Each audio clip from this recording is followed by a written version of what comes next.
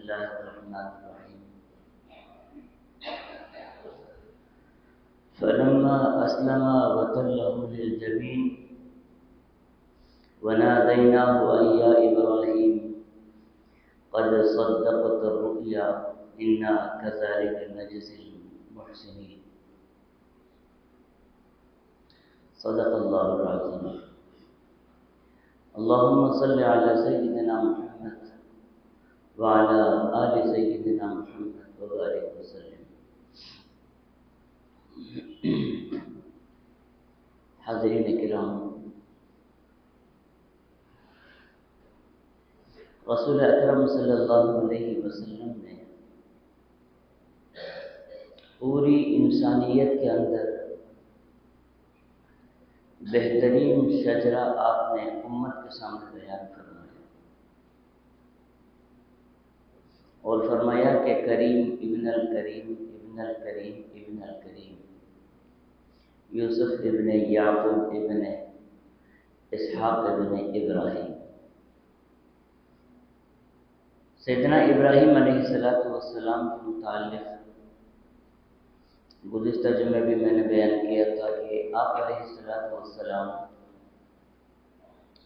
اپنی ہر فضیلت کو سیدنا ابراہیم علیہ السلام کی طرف منسوب فرما دیتے تھے. واقعہ تو بہت طویل ہے، لیکن آج مجھے مختصر سا ایک منظر کھینچ دینے کے بعد مسائل کی طرف بھی رخ کرنا ہے. سیدنا ابراہیم علیہ السلام کو دعوت و تبلیغ کرتے کرتے جب نا امیدی ہوئی، اس وقت آپ نے اپنی قوم سے کہا انی ذاہب الی ربی سیہدین، میں اب تمہارے درمیان نہیں رہوں گا، میں اب یہاں سے نکل جاؤں گا. وہاں سے نکلے اور اللہ تعالیٰ سے آپ نے دعا فرمائی، یا اللہ میرا بڑھاپا بھی آ گیا، مجھے کوئی اولاد نہیں ہے، کم سے کم اولاد میری ہو جاتی تو اس مشن میں مجھے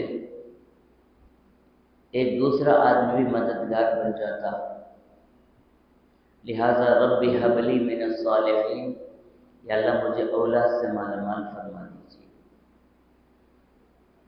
اسرائیلی روایتوں کے اعتبار سے دیکھا جائے تو جس عمر میں سیدنا ابراہیم کو بیٹا پیدا ہوا وہ عمر 80 پر 3 سال والی تھی. پہلا بیٹا پیدا ہوا اور اللہ سبحانہ و تعالیٰ نے اس کو فرمایا فبشرناہ بغلام حلیم. حضرت سیدنا ابراہیم کو 2 بیٹے ہوئے. ایک بیٹا جب پیدا ہوا تو اللہ تعالیٰ نے فرمایا ہم جو ہے آپ کو حلیم بردبار ایک بیٹا دینے والے ہیں، بشارت سنانے والے. پھر 15 سال کے بعد دوسرا بیٹا جب دینا تھا تو اسی ملتے جلتے بشارتی الفاظ سے فرمایا وبشرناہ بغلام علیم. پہلے ہا کے ساتھ، بعد عین کے ساتھ. ہا کے ساتھ آئے تو بردبار کے معنی میں ہے، عین کے ساتھ آئے تو علم اور جانکاری اس کے معنی میں آتے ہیں. لہذا اپنی اپنی جگہ دونوں فرزندان جو ہے ان کی کوئی دوسری مثال نہیں ہو سکتی ہے، ویسے پیارے. تو سیدنا اسماعیل علیہ السلام حضرت حاجرہ کے پیٹ سے پیدا ہوئے اور سیدنا اسحاق علیہ السلام حضرت سارہ کے پیٹ سے پیدا ہوئے. حضرت اسماعیل علیہ السلام اس عمر کو پہنچے کہ جوان ہو جاتے ہیں یا جوانی کے قریب ہو جاتے ہیں تو روایتوں میں ہے کہ باقاعدہ سواری فرماتے تھے اور اپنے ضروریات کے لیے ایک شہر سے دوسرے شہر جاتے آتے تھے. اس وقت حضرت ابراہیم علیہ السلام نے اپنے بیٹے اسماعیل سے فرمایا کہ بیٹے میں نے خواب دیکھا ہے کہ میں تمہیں ذبح کر رہا ہوں۔ ظاہر بات ہے کہ انبیاء علیہم السلام کی نبوت کے قسموں میں سے ایک قسم یہ بھی ہے کہ ان کے سچے خواب ہیں۔ رسول اکرم صلی اللہ علیہ وسلم فرماتے ہیں نبوت سے پہلے مجھے ایسے خواب پڑھتے تھے کہ خواب دیکھنے کے بعد اس کی تعبیر ایسی ہوتی تھی جیسے رات کے فوراً بعد دن سورج نکلتا ہے، اجالا آ جاتا ہے، اس میں کوئی کسی قسم کا شک نہیں ہے۔ ویسے ہی میں اگر کوئی خواب دیکھ لیتا تو وہ حقیقت ہوتا تھا۔ تو انبیاء علیہ السلام کو وحی الگ الگ طریقے سے بھیجی جاتی ہے۔ ایک وحی تو ان کے دل میں بات ڈالی جاتی ہے، دل کی بات کو جب باہر ظاہر کرتے ہیں تو وہ حدیث بن جاتی ہے۔ ایک وحی آسمان سے حضرت جبرائیل امین کے ذریعے بھیجی جاتی ہے، اگر اس کو بیان کریں تو وہ قرآن ہو جاتا ہے، اور خواب کے ذریعے اگر بشارت ہو تو وہ شریعت بن جاتی ہے۔ تو سب سے پہلے حضرت سیدنا ابراہیم علیہ السلام کو ڈائریکٹ یہ حکم نہیں دیا گیا کہ آپ اپنے بیٹے کو ذبح کر دیجیے، کیونکہ اکلوتا بیٹا کوئی آدمی ذبح کیسے کر سکتا ہے؟ خواب سے پہلے یہ اشارے دیے گئے۔ حضرت ابراہیم علیہ السلام نے خواب دیکھنے کے بعد اپنے بیٹے سے اس خواب کا ذکر کیا، فرمایا کہ بیٹے میں خواب دیکھ رہا ہوں کہ میں تمہیں ذبح کر رہا ہوں۔ باپ بھی نبی، بیٹا بھی نبی، اور باپ کو بھی معلوم ہے کہ میرا خواب حکم ہے، بیٹے کو بھی معلوم ہے کہ یہ حکم ہے، اس کو پورا کرنا ہے۔ تو حضرت اسماعیل علیہ السلام نے بغیر کسی سوچ کے فوراً فرمایا کہ ابا جان آپ نے جو خواب دیکھا ہے اس میں بات کرنے کی کیا بات ہے؟ جو خواب آپ نے دیکھا ہے اس کو کر گزریے، میں تیار ہوں جب ذبح کرنے کے لیے، ذبح ہونے کے لیے جب میں تیار ہوں تو آپ کو ذبح کرنے کے لیے کیا دیر ہے؟ قرآن کریم کہتا ہے، اس منظر کو کھینچ رہا ہے، فلما اسلم وتلہ للجبین، باپ ذبح کرنے کے لیے تیار، بیٹا ذبح ہونے کے لیے تیار۔ روئے زمین پر سب سے پہلا ایسا امتحان ہے کہ خود ممتحن کہہ رہا ہے، امتحان والا کہہ رہا ہے ان ھذا لھو البلاء المبین، یہ اتنا بڑا امتحان ہے کہ اس سے بڑی کوئی مثال پیش نہیں کی جا سکتی۔ تو اس وقت حضرت ابراہیم علیہ السلام اپنے بیٹے کو لٹا بھی دیتے ہیں، اور روایتوں میں ہے کہ چہرے کے بل لٹا دیا گیا، جو ذبح کرتے ہوئے چہرہ دیکھتے ہوئے شفقت پدری جو ہے، باپ کی جو شفقت ہے وہ آڑ میں نہ آ جائے، لہٰذا ان کو چہرے کے بل لٹایا گیا تھا۔ یا یوں سمجھو کہ خود ہی ذبح ہونے والا چہرے کے بل لیٹ گیا تھا کہ باپ کو تکلیف نہ ہو، اور چھری بھی لیے ہوئے ہیں، اور بیٹا ذبح ہونے کے لیے پورے طریقے سے تیار ہے، اور آسمان بھی کانپ رہا ہے، فرشتے بھی ندائیں بلند کر رہے ہیں کہ یہ کیا ہو رہا ہے۔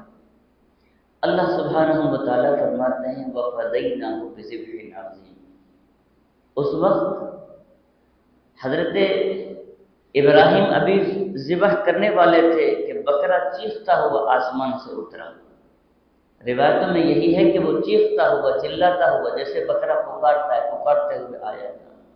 اور مقام صبیر جو ہے، مقام صبیر اس وقت پہاڑ کے دامن میں ایک جگہ تھی مینا کے اندر، اس جگہ وہ چیختا ہوا نیچے اترا تھا۔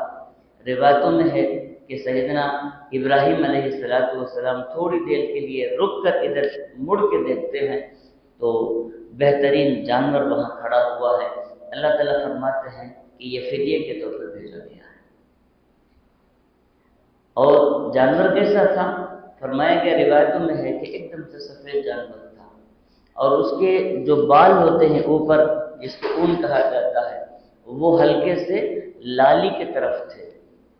جانور پاک پاکیزہ سفید رنگ کا، بالوں میں ہلکی ہلکی لالی لگی ہوئی تھی، اور اس کی سینگیں جو ہیں بڑی بڑی سینگیں تھیں اور آنکھیں جو ہے ایک دم سے روشن آنکھیں تھیں، چمکتی ہوئی آنکھیں تھیں۔ صحابہ کرام رضوان اللہ علیہم اجمعین فرماتے تھے اس پورے واقعے کو بیان کرنے کے بعد کہ اسی وجہ سے ہم بھی سفید جانور، سینگوں والا جانور، سفید آنکھیں والے جانور ڈھونڈ ڈھونڈ کے لیتے ہیں تاکہ پورے طریقے سے ہمیں ثواب مل جائے۔ تو فرمایا کہ وَفَدَيْنَاهُ بِذِبْحٍ عَظِيمٍ، اور پھر اللہ تعالیٰ نے فرمایا اِنَّا كَذَلِكَ نَجْزِي الْمُحْسِنِينَ، ایسے نیکوکاروں کو، ایسے عہد کو نبھانے والوں کو، حکم کے تابع ہو جانے والوں کو اللہ تعالیٰ ایسے ہی فیصلے سناتے ہیں کہ وہ قیامت تک کے لیے نشانیاں ہو جاتی ہیں۔ اور روایتوں میں ہے کہ جس وقت حضرت اسماعیل علیہ السلام ذبح ہونے سے بچ کر اٹھے، روایتوں میں ہے کہ اللہ سبحانہ و تعالیٰ ہر نبی کو ایک وقت دیتا ہے اس وقت دعا کے لیے کہ مانگو جو مانگنا ہے، اب جو مانگو گے ابھی اس کا فیصلہ ہو جائے گا۔ ہر نبی کو یہ وقت دیا گیا ہے، اور ایسے ہی سرکار دو عالم صلی اللہ علیہ وسلم کو بھی وقت دیا گیا۔ آپ سے بھی فرمایا گیا اے پیارے، آپ کے لیے وقت دیا گیا ہے، آپ مانگیے کیا مانگنا چاہتے ہیں؟ تو رسول اکرم صلی اللہ علیہ وسلم نے فرمایا اللہ تعالیٰ نے مجھ سے کہا کہ مانگو کیا مانگنا چاہتے ہیں؟ میں نے کہا یا اللہ اب نہیں مانگتا، میں روز محشر مانگ لوں گا، روز محشر میں مانگ لوں گا، دنیا میں نہیں مانگوں گا۔ یہی وجہ ہے کہ روز محشر ہر نبی کی امت جو ہے ہر نبی کے پاس دوڑے گی اور ان سے درخواست کرے گی کہ آپ ہمارے نبی تھے، آپ شفاعت کیجیے، لیکن ہر نبی کہے گا نفسی نفسی، میرا مسئلہ پہلے حل ہو جانے تو بعد میں تمہاری فکر کروں گا۔ سب سے آخر رسول اکرم صلی اللہ علیہ وسلم کے پاس آئیں گے تو آپ فرمائیں گے امتی امتی، میری امت میری امت۔ اور اللہ سبحانہ و تعالیٰ دنیا میں دیا ہوا جو وقت تھا وہ آسمان کے لیے رکھ دیا گیا۔ اس دن اللہ تعالیٰ فرمائیں گے سل تعطی، اے نبی آپ مانگیے، آپ کی ہر مانگ پوری کی جائے گی۔ آپ امتی کے لیے دعا فرمائیں۔ رحمت عالم صلی اللہ علیہ وسلم کی یہ بلند تھی۔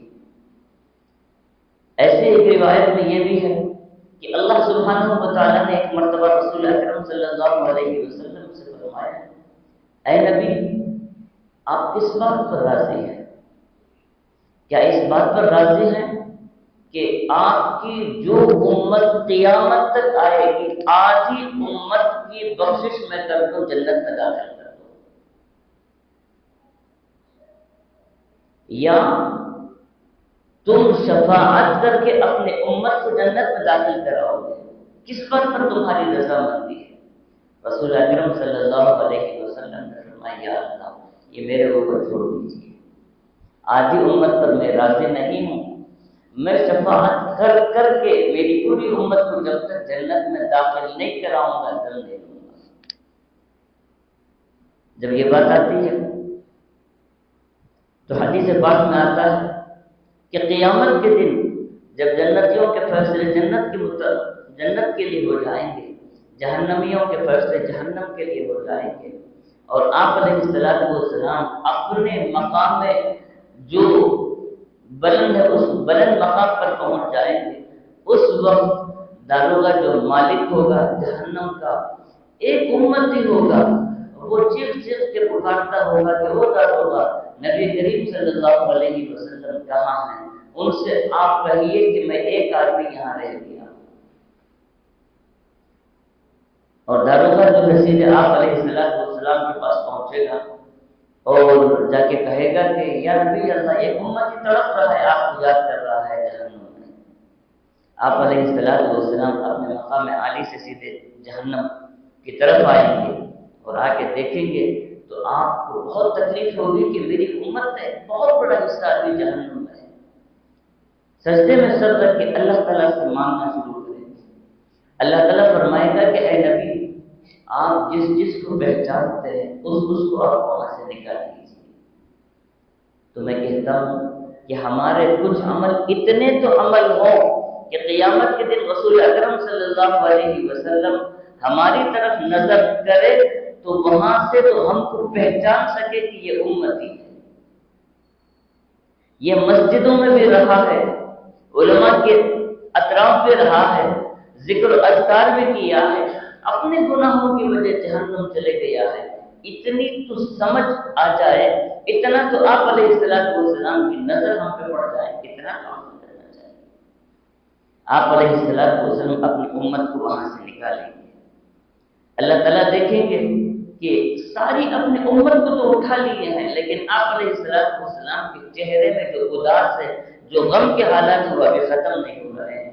اللہ سبحانہ و تعالیٰ فرماتے ہیں اس وقت میں جہنم میں اپنے 3 ہاتھ کو ڈالوں گا، ثلاثہ حصیات، اور 3 ہاتھ بھر کر جہنم سے لوگوں کو نکالوں گا اور باہر ڈالوں گا۔ تو آپ علیہ السلام نے امت کے لیے اتنا سب کچھ لٹا دیا ہے۔ تو اسی طریقے سے سیدنا اسماعیل علیہ السلام سے بھی فرمایا گیا کہ ذبیح اللہ ماں کو کیا ماننا چاہتے ہو؟ نبی کی فکر دیکھیے، اس وقت سیدنا اسماعیل علیہ السلام نے مذبح میں، منحر میں اٹھ کے کھڑے ہو کے کہتے یا اللہ میں آپ سے درخواست کرتا ہوں، جو بندہ آپ کے ساتھ کسی کو شریک نہ کرے، شرک سے جو پاک ہو جائے، آپ اس کے لیے جنت کا وعدہ فرما دیجیے۔ اللہ سبحانہ و تعالیٰ نے فرمایا ان اللہ لا یغفر ان یشرک بہ ویغفر ما دون ذلک لمن یشاء۔ شرک کے علاوہ بندہ کتنے بھی گناہ کرتے ہیں، شرک سے پاک ہو جائے تو میں اس کو جنت میں پہنچا دوں گا۔ یہ سیدنا اسماعیل علیہ السلام کی برکت ہے۔ اور سیدنا اسماعیل علیہ السلام کون ہے؟ رسول اکرم صلی اللہ علیہ وسلم کا شجر طیبہ حضرت اسماعیل ہی سے شروع ہوتا ہے۔ حضرت اسماعیل ہی کی نسل سے قریش ہے، اور حضرت اسماعیل علیہ السلام جب ذبح ہونے سے بچے اور جنت میں چرا ہوا جو دمبا آیا تھا، اس کے متعلق ہے کہ وہ دمبا حضرت حابیل کا دیا ہوا جانور تھا، جو انہوں نے قابیل اور حابیل کا اپنا واقعہ سنا ہے۔ حابیل نے جو ذبح کیا تھا وہ دمبا تھا، اللہ سبحانہ و تعالیٰ نے اس کو جنت سے اتارا تھا۔ اور روایتوں میں ہے کہ رسول اکرم صلی اللہ علیہ وسلم کے زمانے تک اس دمبے کا سر، اس دمبے کے سنگ، یہ سارے چیزیں میثاق رحمت جو ہے کعبۃ اللہ میں جو برنالہ ہے، اس برنالے کے نیچے یہ ساری چیزیں پرانے نقوش لگے ہوئے تھے، وہ سینگ بھی لگی ہوئی تھی، وہ سرا بھی لگا ہوا تھا۔ ایک روایت میں ہے کہ ایک مرتبہ کعبے میں کچھ آگ لگی جس کی وجہ سے جل گیا۔ ایک روایت میں ہے کہ حضرت عثمان غنی رضی اللہ تعالیٰ عنہ سے رسول اکرم صلی اللہ علیہ وسلم نے فرمایا کہ قرآن کی ساری چیزیں نکال دو، کہ نمازی کے سامنے کوئی چیز حائل نہ ہو، یہ ساری چیزوں کو نکال دیجیے۔ تو وہاں سے اس کو اتروا دیا گیا۔ تو حضرت اسماعیل علیہ السلام سے لے کر رسول اکرم صلی اللہ علیہ وسلم تک قیامت تک آنے والی امت کے لیے جتنی بھی انعامات ہیں، یہ سب کے سب انہیں کے ساتھ ہیں۔ اب یہ عمل وفدیناہ بذبح عظیم والا جو ہم ادا کرتے ہیں، ان میں ہر سال کہتا ہوں، اسی بات کو دہراتا ہوں کہ 2 قسم کے لوگ ہیں۔ ایک تو وہ ہے جو خوب دل کھول کر خرچ کر رہے ہیں قربانی کے لیے، لیکن ان کا پیسہ نام و نمود میں، ریا میں، دکھلاوے میں جا رہا ہے۔ جانور کیا کیا ہے کہ وہ اپنے سر پہ پہاڑ اٹھا لیے ہیں، ساری بستی کو گھما کے دکھا رہے ہیں کہ میرا یہ جانور ہے، میں یہ ذبح کر رہا ہوں، اور اپنے پروفائل سے لے کے اسٹیٹس تک وہی جانور کے سارے چیزیں ہیں۔ یہاں تک کہ جب اس جانور کو ذبح کیا جاتا ہے تو اس کے بھی سارے نقوش سال بھر کے لیے محفوظ کر لیے جاتے ہیں، اور وہی چیزیں دکھائی جاتی ہیں۔ ہم اللہ کا قرب حاصل کرنے کے لیے جانور ذبح کیے یا لوگوں کو دکھانے کے لیے۔ اللہ تعالیٰ فرماتا ہے لن ینال اللہ لحومها ولا دماؤها ولکن ینالہ التقوی منکم۔ یہ گوشت ہو چمڑا ہو، یہ ساری چیزیں میرے پاس پہنچنے والی نہیں ہیں۔ اگر میرے پاس پہنچتے ہیں تو تمہارے دل کے جذبات پہنچتے ہیں، تمہاری کیفیات پہنچتے ہیں کہ کتنا یہ اخلاص والا عمل تھا۔ تو ایک طبقہ تو وہ ہے جو نام نمود میں اپنے پیسوں کو برباد کر رہے ہیں، اور ایک طبقہ وہ ہے کہ حیثیت ہوتے ہوئے بھی پیسے بچانے کے چکر میں لگے ہوئے ہیں کہ کم سے کم میں جانور کتنے میں مل سکتا ہے۔ حالانکہ حدیث پاک میں فرمایا گیا فصیحوا بہا نفسا، دل کھول کر قربانی کرو، اور یہاں تک فرمایا کہ من وجد ساعۃ ولم یضحی فلا یقربن مصلانا، جس کے پاس وسعت ہو پھر بھی وہ قربانی کرنے میں بخالص سے کام کرتا ہے اور ہیلے حوالے ڈھونڈتا ہے۔ بہت سے لوگ ایسے ہوتے ہیں آ کے مسئلہ پوچھتے ہیں کہ میرے پاس تجارت بھی ہے، سب کچھ ہے، لیکن جتنا مال ہے اتنا خرچہ بھی ہے، تو کیا میں قربانی دوں یا نہ دوں؟ بھائی آپ کے گھر کا کوئی رسم نہیں بچتا ہے، آپ کے گھر کی کوئی خوشی نہیں بچتی ہے، ہر چیز میں آپ کے پیسے لگتے ہیں، پھر بیچارہ یہ قربانی بیچاری کیوں اتنی مظلوم ہے کہ آپ مسئلے پوچھتے پھر رہے ہیں؟ یہ تو اللہ تعالیٰ کا قرب حاصل کرنے کے لیے، اور اس مسئلے قربانی میں سال پورا ہونا بے شرط نہیں ہے۔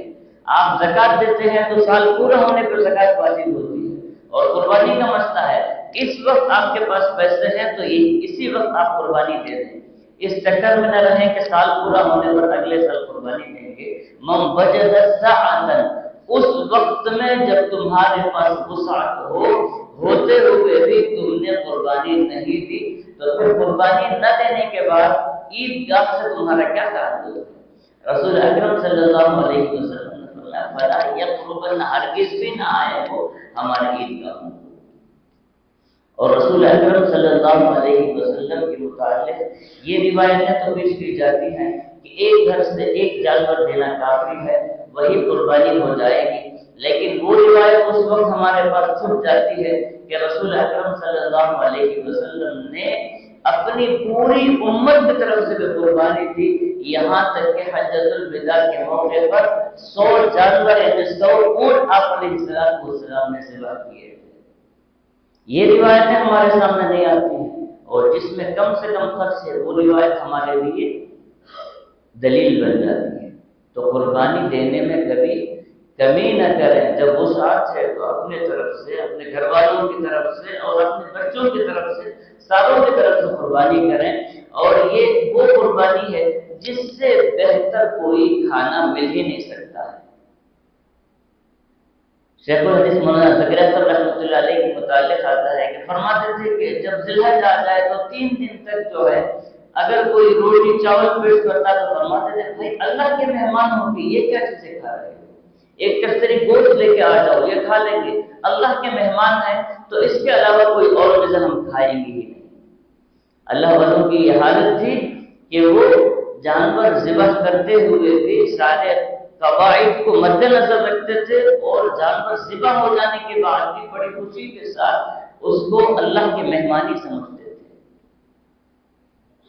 اور جو غلطیاں ہم سے ہوتے ہیں ان میں سب سے بڑی غلطی یہ ہے کہ جانور کو جب ذبح کیا جاتا ہے تو غیر قوم جو ہے اس کے چمڑے کو، گلے کے چمڑے کو ہاتھ سے پکڑ لیتا ہے، اور مسلمان اس کو ذبح کرتا ہے۔ یہ قربانی نہیں ہوگی، کیونکہ دونوں مسلمان ہونا چاہیے، ذبح کرنے والا بھی مسلمان ہو، اور اس وقت میں یہ نہیں کہا کہ گرانے والا، پیر باندھنے والا نہیں، صرف جو گلے پکڑ کے اس وقت رہتا ہے، مدد جو کرتا ہے ذبح کرتے وقت، وہ بھی بسم اللہ اللہ اکبر کا ہے، ذبح کرنے والا بھی بسم اللہ اللہ اکبر کا ہے۔